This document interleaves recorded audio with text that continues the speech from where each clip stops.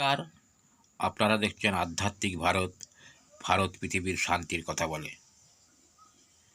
এই যে আমরা 5 বার নামাজ পড়ি, এই 5 বার নামাজ পড়া কথা কোরআনে কোথাও লেখা নাই। আরে 5 বার নামাজ পড়ার পর আপনি বাকি সময়টা কোথায় থাকবেন? এটা ঠিক নয় যে 5 বার শুধুমাত্র আল্লাহকে ডাকবো, এরকম তো কোরআনে লেখা নাই। কোরআনে লেখা আছে সালাত। সালাত মানে সংযোগ। কার সাথে সংযোগ? সব সময় আল্লাহ, মানে আমারই ভেতরে থাকা প্রাণ, আত্মা, রব যাই বলি, তার সঙ্গে যুক্ত হয়ে থাকা।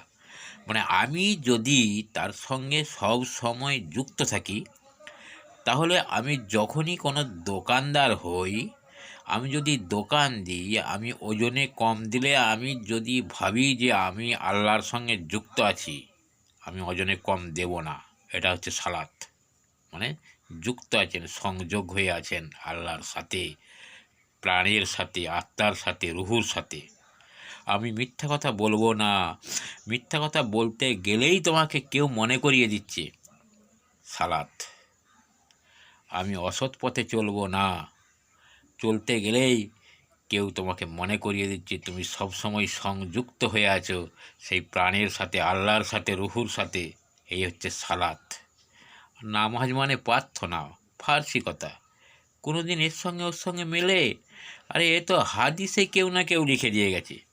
আর কোরআন হচ্ছে আল্লাহর সৃষ্টি, আল্লাহর কথা। আল্লাহ বলে দিয়ে গেছে আমি কোথায় থাকি, আমি কি করে ডাকতে হবে আমাকে, আমি সব আমার কিতাবে বলে দিয়ে যাচ্ছি।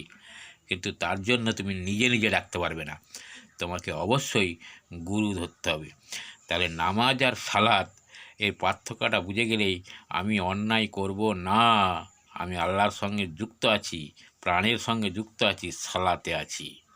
আর নামাজ পড়ে এলাম, ব্যাস আমি নামাজ আদায় করে এসেছি, আল্লাহ বসে আছে, তোমার নামাজটা আদায় করবে তুমি। তুমি আল্লাহ যেমন তোমার কাঙাল, ব্যাস এসে আবার তুমি নিজের মতো করে কাজ শুরু করলে, নিজে খারাপ কাজ, নিজে মিথ্যা কথা বলা করতে শুরু করলে।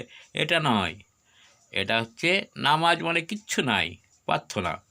আর সালাত হচ্ছে আমি সবসময় যুক্ত হয়ে আছি, সংযুক্ত হয়ে আছি তার সাথে।